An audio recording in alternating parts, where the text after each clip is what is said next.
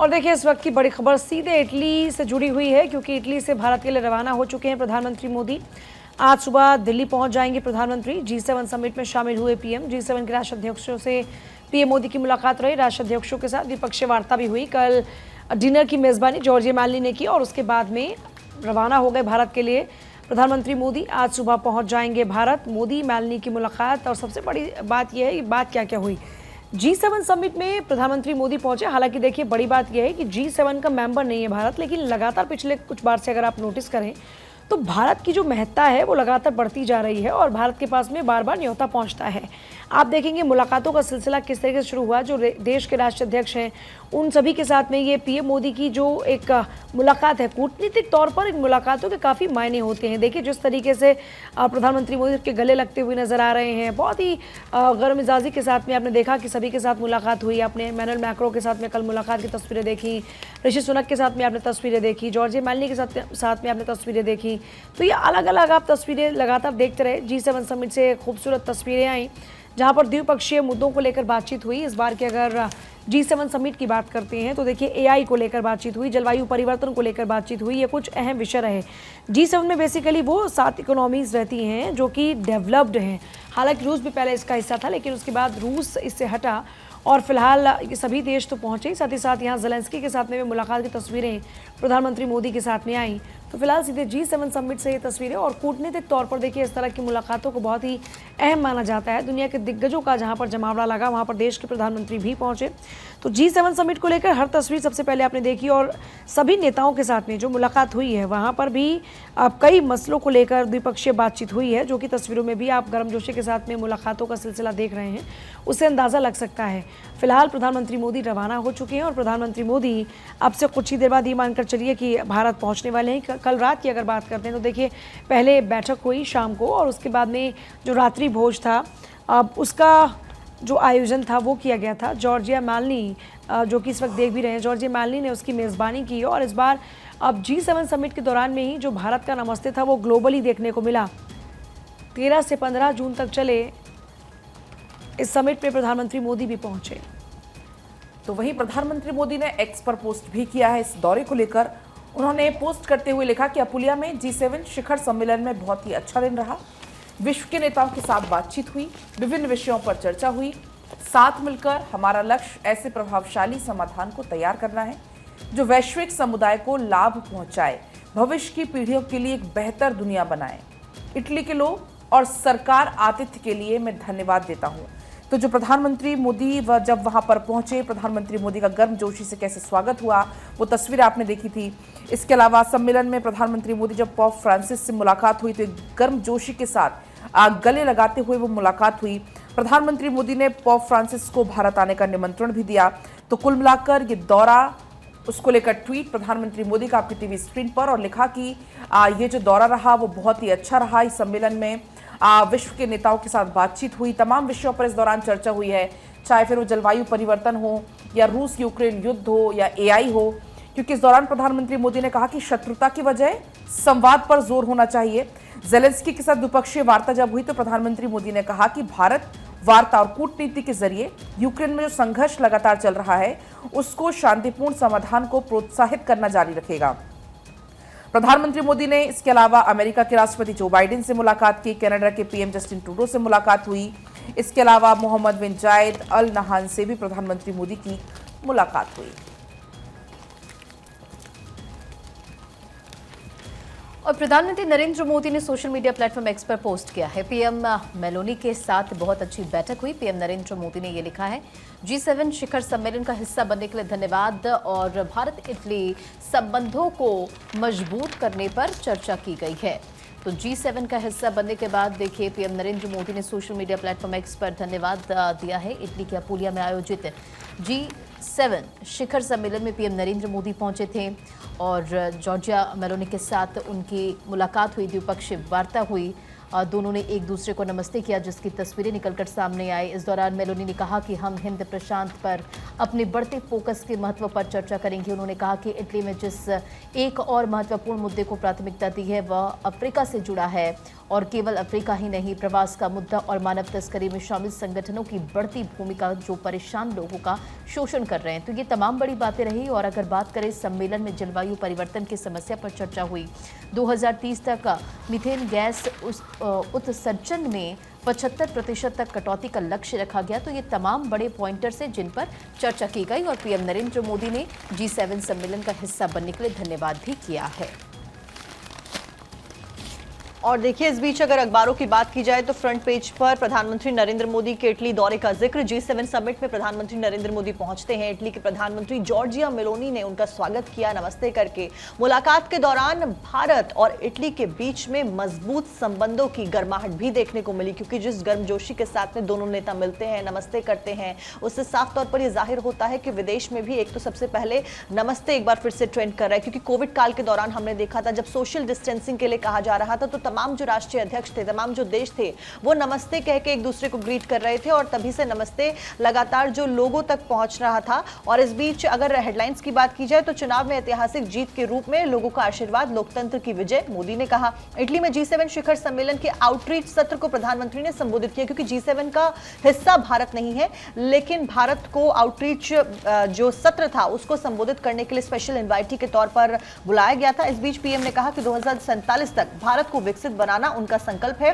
तकनीक के क्षेत्र में एकाधिकार खत्म करने का भी आह्वान उन्होंने किया। और पीएम ने ग्लोबल साउथ के समक्ष चुनौतियों को भी यहां पर रेखांकित किया। और पूजा, हमने देखा भी था कि G20 के दौरान भी ग्लोबल साउथ वर्ड को बहुत ज्यादा आगे लाया गया था, और ग्लोबल साउथ की आवाज बनने के लिए भारत ने एक अहम कदम भी उठाया था। देखिए, अंतर्राष्ट्रीय स्तर पर जो भी चुनौतियां हैं, वो चाहे ग्लोबल साउथ की ही बात क्यों ना हो, चाहे AI टेक्नोलॉजी की बात हो, चाहे हम जलवायु परिवर्तन की जो मार इस वक्त झेल रहे हैं, चाहे यही विषय क्यों ना हो, लगातार देख रहे हैं कि इन विषयों पर चर्चा हो रही है। और लगातार अंतर्राष्ट्रीय स्तर पर इन पर जब बैठकें हो रही है तो सबसे खास बात यह है प्रधानमंत्री मोदी की भी मौजूदगी है। जैसे अभी युद्ध की बात हो रही थी, आपने देखा कि रूस यूक्रेन के बीच लगातार किस तरीके से युद्ध जारी है, वहाँ इजराइल हमास के बीच युद्ध लगातार जारी है, और भारत कभी भी युद्ध के पक्ष में नहीं रहा।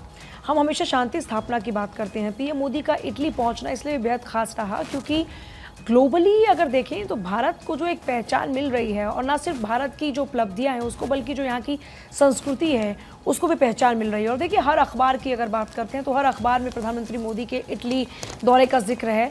मेरे पास इस वक्त दैनिक भास्कर है, फ्रंट पेज पर ही इस वक्त ये तस्वीर है पीएम मोदी की, जिसमें वो जॉर्जिया मेलोनी के साथ में मुलाकात कर रहे हैं। मेलोनी ने पीएम मोदी का नमस्ते करके स्वागत किया, उसका यहाँ देखिए फोटो फ्रंट पेज पर है।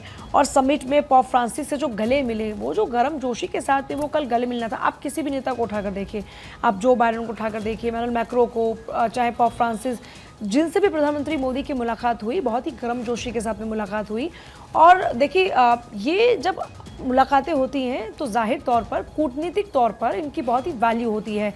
और पीएम मोदी इटली के अपुलिया में G7 शिखर सम्मेलन में आउटरीच कार्यक्रम में शामिल हुए। सम्मेलन के दूसरे दिन आप्रवासियों, चीन की चुनौती, AI पर चर्चा हुई। इस दौरान फ्रांसीसी राष्ट्रपति इमैनुअल मैक्रो ने पिछले साल G20 समिट के दौरान पीएम मोदी की तरफ से AI और डिजिटल पब्लिक इंफ्रास्ट्रक्चर पर पहल की जो सराहना उन्होंने की। इटली की पीएम जॉर्जिया मेलोनी ने कहा कि AI आज की सबसे बड़ी चुनौती है, और इस बात को हमें समझना भी होगा। सुनक मैक्रो से प्रधानमंत्री मोदी की बातचीत रही। Meloni, macro, British PM Rishi Sunak, Ukraine राष्ट्रपति व्लादिमीर ज़ेलेंस्की, द्विपक्षीय वार्ता उनके साथ हुई। पोप फ्रांसिस G7 को संबोधित करने वाले पहले ईसाई धर्मगुरु बने। और AI पर उन्होंने बात की। सम्मेलन के दौरान मैक्रो मेलोनी में बहस हो गई। मैक्रो ने साझा बयान में गर्भपात के अधिकार का मुद्दा उठाने की मांग की, पर मेलोनी ने ऐसा करने से इनकार कर दिया। उन्होंने कहा कि मैक्रो G7 को चुनावी राजनीति का मंच ना बनाए। तो इस तरह से अलग अलग पहलू निकल कर सामने आए। लेकिन देखिए, इस तरह की जब बैठकें होती हैं तो इसका एक सकारात्मक असर की बात होती है। आगे बढ़ते हुए जब बात पीएम मोदी के इसी इटली दौरे की कर रहे हैं, तो प्रधानमंत्री नरेंद्र मोदी का ये इटली दौरा, जिसमें कई अहम विषयों को लेकर चर्चा चलती रही। पीएम मोदी ने फ्रांस के राष्ट्रपति से मुलाकात की, ब्रिटेन के पीएम ऋषि सुनक के साथ में बैठक की, यूक्रेन के राष्ट्रपति ज़ेलेंस्की के साथ में मुलाकात की, और उन मुलाकातों का जिक्र भी हमने किया। तो तमाम ऐसी मुलाकातों का दौर हमने देखा। और इस बीच पोप फ्रांसिस से भी प्रधानमंत्री मोदी की मुलाकात हुई। उनको गले लगाकर ब्लेसिंग्स देती हुई तस्वीरें निकलकर यहाँ पर सामने आई। इसके अलावा सम्मेलन में जब प्रधानमंत्री मोदी पहुंचे तो एक दूसरे का गर्मजोशी के साथ स्वागत हुआ। ऋषि सुनक के साथ आप तस्वीरें देख पाएंगे। ये जो मुलाकात हुई और उसके बाद प्रधानमंत्री मोदी ने पोप फ्रांसिस को भारत आने का भी निमंत्रण दिया। हालांकि जिस दौरान प्रधानमंत्री मोदी आउटरीच को संबोधित कर रहे थे, आउटरीच सेशन को जब प्रधानमंत्री मोदी संबोधित कर रहे थे, तमाम बड़ी बातों का जिक्र भी किया। खासतौर पर टेक्नोलॉजी का जिक्र वहां पर किया जा रहा था और प्रधानमंत्री मोदी ने कहा कि मनुष्य को चांद तक ले जाने का साहस टेक्नोलॉजी देती है। उन्होंने ये भी कहा कि जो एआई का जिक्र करते हुए कि एआई मिशन हमने लॉन्च किया और इसको लॉन्च करने का मूल मंत्र है एआई फॉर ऑल, मतलब हर किसी के लिए सर्वाधिकार को, इस अधिकार को, टेक्नोलॉजी के जो अधिकार है उसको सर्वाधिकार में बदलने की हमारी कोशिश है। तो इटली में यूक्रेन के राष्ट्रपति वोलोदिमीर ज़ेलेंस्की ने पीएम नरेंद्र मोदी से मुलाकात की। तस्वीर आपके स्क्रीन पर। ज़ेलेंस्की से मिले पीएम नरेंद्र मोदी। द्विपक्षीय वार्ता में कई अहम मुद्दों पर चर्चा हुई और अखबारों में भी इसका जिक्र है। यूक्रेन के राष्ट्रपति वोलोदिमीर ज़ेलेंस्की से हाथ मिलाते नरेंद्र मोदी की तस्वीर निकलकर सामने आई। फिर दोनों के बीच द्विपक्षीय वार्ता हुई और तमाम बातों का यहाँ पर जिक्र हुआ है। देखिए, प्रधानमंत्री नरेंद्र मोदी शुक्रवार को फ्रांस के राष्ट्रपति इमैनुअल मैक्रो से भी उन्होंने मुलाकात की। इस दौरान रक्षा, परमाणु, अंतरिक्ष क्षेत्रों में सामरिक साझेदारी और मजबूत करने के तरीकों पर चर्चा की गई। साथ ही साथ भारत फ्रांस संबंधों को कितनी प्राथमिकता देते हैं, उन्होंने इसे भी लेकर लिखा है कि हमारे बीच रक्षा, सुरक्षा, प्रौद्योगिकी, एआई, ब्लू इकोनॉमी और अन्य कई विषयों पर चर्चा हुई है। और इस बीच देखिए, मुलाकात करते हुए वोलोदिमीर ज़ेलेंस्की से भी द्विपक्षीय वार्ता हुई, कई अहम मुद्दों पर चर्चा भी हुई। और इस बीच इटली में G7 समिट में पीएम नरेंद्र मोदी की प्रतिक्रिया भी सामने आई। भारत का चुनाव लोकतंत्र का बड़ा पर्व रहा। पीएम मोदी ने कहा कि तकनीक से चुनावी प्रक्रिया निष्पक्ष और प्रभावी रही। जनता ने मुझे तीसरी बार मौका दिया है, पीएम मोदी ये कहते हुए नजर आए। तकनीक सभी के लिए सुलभ बने, ये भी उन्होंने कहा। और इसी लाइन का जिक्र फ्रंट पेज पर दैनिक जागरण में भी किया गया। चुनाव में ऐतिहासिक जीत के रूप में लोगों का आशीर्वाद, लोकतंत्र की विजय रही। प्रधानमंत्री नरेंद्र मोदी ने शुक्रवार को G7 सम्मेलन के आउटरीच सत्र में देश में हाल में संपन्न हुए लोकसभा चुनावों पर प्रकाश डाला और कहा कि भारत के लोगों ने चुनावों में ऐतिहासिक जीत के रूप में जो आशीर्वाद दिया है वो लोकतंत्र की जीत है, वो पूरे लोकतांत्रिक विश्व की जीत है। उन्होंने कहा कि 2047 तक भारत को विकसित बनाना है और ये उनका संकल्प है और ये प्रतिबद्धता है कि समाज का कोई भी वर्ग पीछे नहीं छूटना चाहिए। साथ ही उन्होंने प्रौद्योगिकी में एकाधिकार को समाप्त करने का भी लोगों से आह्वान किया। तो देखिए, लगातार G7 की बात हो रही है। फ्रांस के राष्ट्रपति इमैनुअल मैक्रो के बाद ब्रिटिश प्रधानमंत्री ऋषि सुनक से भी पीएम मोदी की मुलाकात हुई और इन तस्वीरों का बार बार हम जिक्र भी कर रहे हैं कि किस किस के साथ में मुलाकात हुई, गर्मजोशी के साथ मुलाकात हुई, कई अहम मुद्दों पर बात हुई, कौन कौन से मुद्दे रहे उसको लेकर भी जिक्र हो रहा है, चाहे एआई की बात हो। और देखिए, चीन की अगर बात करते हैं, चीन इस वक्त एक बड़ी चुनौती बना हुआ है, चीन को लेकर भी बातचीत हुई। और वही देखिए, लगातार जो मुलाकात की तस्वीर है वो सामने आई। ज़ेलेंस्की से प्रधानमंत्री मोदी की मुलाकात हुई। इसके अलावा इटली की पीएम से भी प्रधानमंत्री मोदी ने मुलाकात की। वो तस्वीरें जब निकलकर सामने आई, दोनों नेताओं के बीच में द्विपक्षीय वार्ता भी हुई। ये मौका है, वक्त है भारत को पिच करने का फॉर इन्वेस्टमेंट। देखिए, G7 एक इकोनॉमिक फोरम है, वहां पर हर देश जाता है बाकी देशों को और दुनिया को बताने को कि मेरे देश में कितना अच्छा इकोनॉमिक माहौल है, आइए निवेश कीजिए और खुद भी कमाइए, हमें भी कमाइए। तो ऐसे में मोदी जी की विजिट इस समय बहुत अहम है ओवरऑल अमीर देशों की, इन्वेस्टर्स की नजर से। सर, G7 समिट में अमेरिकी राष्ट्रपति भी पहुंचे हैं, इस पर आपका क्या कहना है? उनके साथ क्या कुछ इश्यूज जो है जिस पर बायलैटरल मीटिंग? देखिए, G7 में एक तो मीटिंग्स होती हैं सबके साथ, दूसरी होती है वन ऑन वन साइडलाइंस पे। इनमें सबसे अहम इस समय of course prime minister Modi Meloni से मिले हैं, मैक्रोन से मिलेंगे, बायलैटरल रिश्तों को इंप्रूव करने को। बट शायद सबसे अहम जो है वो बाइडेन से मीटिंग होगी। और बाइडेन की मीटिंग में जो मुद्दे हैं, एक बहुत बड़ा मुद्दा निकल के आ रहा है कि देखिए, अमेरिका के अंदर और यूरोपीय देशों में भी ट्रेड प्रोटेक्शनिज्म, हर जगह राइट नेशनलिस्ट पार्टीज उठ रही हैं और हर जगह यह मुद्दा आ रहा है कि इंपोर्ट्स को कम करो। तो जब इंपोर्ट्स पे टैरिफ बढ़ेंगे तो हमारे एक्सपोर्ट्स पर असर पड़ेगा। तो प्राइम मिनिस्टर मोदी का एक बहुत बड़ा मुद्दा इस समय इन मीटिंग्स में यह है, इन देशों को यह बताना और खास करके बाइडेन को भी, कि आपके देश के अंदर जो आप ये इंपोर्ट ड्यूटीज बढ़ाने की बात कर रहे हैं, आप उस पर दोबारा विचार कीजिए, ना ये आपके लिए अच्छा ना हमारे लिए। एक दूसरा मुद्दा जो आएगा बड़ा मेरे विचार से, बाकी तो काफी मुद्दे अमेरिका भारत रिश्तों में चल रहे हैं, चीन को लेकर के और चाइना को लेकर एक बहुत बड़ा डेवलपमेंट हुआ है। 2 दिन पहले अमेरिका में एक बिल पास हुआ है कि तिब्बत को उसकी फ्रीडम और उसकी ऑटोनॉमी के लिए चाइना से डिसइंटैंगल करना, यानी कि अमेरिकी कांग्रेस और अमेरिकी सेनेट ने बिल पास कर दिया 2 दिन पहले कि चाइना का जो मिस इन्फॉर्मेशन कैंपेन है अबाउट तिब्बत, कि तिब्बत उसका अंग है, उसको अब अमेरिका काउंटर करेगा। तो देखिए, लगातार G7 समिट की बात हो रही है कि प्रधानमंत्री मोदी की इन मुलाकातों के दौरान में क्या क्या किन किन विषयों को लेकर बातचीत हुई। इस बीच पीएम मोदी भी लगातार सोशल मीडिया पर एक्टिव नजर आए। जॉर्जिया मेलोनी के साथ मुलाकात की बात हो या फिर पोप फ्रांसिस के साथ मुलाकात हो, इन मुलाकातों का जिक्र भी उनकी ओर से किया गया। रंजना, अगर आपके अखबार की बात करती हूँ तो G7 समिट को लेकर आपके अखबार में क्या क्या मुख्य बातें हैं? बिल्कुल, देखिए, सबसे पहले सम्मेलन की अगर बात करें तो जलवायु परिवर्तन की समस्या पर चर्चा हुई। कुछ पॉइंटर से जो फटाफट बताते चले दर्शकों को। इस दशक में ऊर्जा के रूप में जीवाश्म ईंधन की खपत को चरणबद्ध ढंग से काम करने के लिए समुचित कार्रवाई की जाएगी। साथ ही साथ देखिए, हानिकारक गैसों के उत्सर्जन को उत्तम तकनीक से 2050 तक नेट जीरो करने का लक्ष्य को प्राप्त करने की कार्य योजना पर काम होगा। जलवायु नीति के रूप में इसके अलावा कोयले की खपत को 2030 के दशक तक पूर्वार्ध में हासिल करने की प्रतिबद्धता जताई गई है। साथ ही साथ संयुक्त राष्ट्र के जलवायु परिवर्तन सम्मेलन COP29 के लिए अधिक महत्वाकांक्षी राष्ट्रीय जलवायु योजना प्रस्तुत करेंगे और शिखर सम्मेलन में कीव के लिए $50 बिलियन के नए ऋण पर सहमति व्यक्त की गई है। फिलहाल अलग अलग तस्वीरें हैं। सुनक ने द्विपक्षीय संबंधों पर चर्चा की है। पीएम नरेंद्र मोदी ने शुक्रवार को ब्रिटेन के प्रधानमंत्री ऋषि सुनक के साथ भी गर्मजोशी के साथ उन्होंने मुलाकात की और चेतावनी की अगर बात करें, देखिए, इसमें एक पॉइंटर ये भी है कि G7 चीन की व्यापारिक प्रथाओं के खिलाफ कार्रवाई करेगा। और देखिए, अगर दैनिक जागरण की बात की जाए तो देश विदेश के फ्रंट पेज पर जो हेडलाइन थी वो तो मैंने आपको बताई ही। इस बीच देश विदेश के सेगमेंट पर हेडलाइन दी गई कि यूक्रेन के साथ में रिश्ते मजबूत करेंगे, मोदी ने कहा, क्योंकि जेलेंस्की के साथ में उनकी मुलाकात होती है। यहाँ पर तस्वीरें दी गई जिसमें G7 सम्मेलन में समूह में फोटो खिंचवाए जाने के दौरान प्रधानमंत्री नरेंद्र मोदी और साथ साथ में अन्य जो डेलीगेट्स थे और जो प्रतिनिधि थे वो भी नजर आ रहे हैं। सम्मेलन के दौरान ब्रिटेन के प्रधानमंत्री ऋषि सुनक के साथ वो मिलते हैं, पोप फ्रांसिस के साथ में गर्मजोशी के साथ में मिलते हैं और मेलोनी और प्रधानमंत्री की तस्वीर भी सोशल मीडिया पर खूब वायरल हो रही है। इस बीच बाइडेन के साथ में भी गर्मजोशी के साथ में मुलाकात करते हुए प्रधानमंत्री नरेंद्र मोदी की तस्वीर दिखाई गई है। पलक, आपके अखबार में क्या कुछ खास? अगर हम बात करें तो उसमें साफ तौर पर जो हेडलाइन की बात करें तो चीन के खिलाफ G7 देश एकजुट, कड़े आर्थिक प्रतिबंधों की चेतावनी। जब प्रधानमंत्री मोदी की मुलाकात हुई, बात अगर करें रूस की तो रूस को लेकर है। रूस के खिलाफ, यूक्रेन के खिलाफ रूस की मदद करने वाली चीनी कंपनियों पर भी कार्रवाई करेंगे, ये कहा गया। साथ ही ये भी कहा गया कि G7 देश जब तक यूक्रेन के पीछे खड़े रहेंगे तब तक जरूरत होगी यूक्रेन के पुनर्निर्माण के लिए जो समूह है वो पूरी मदद देता रहेगा।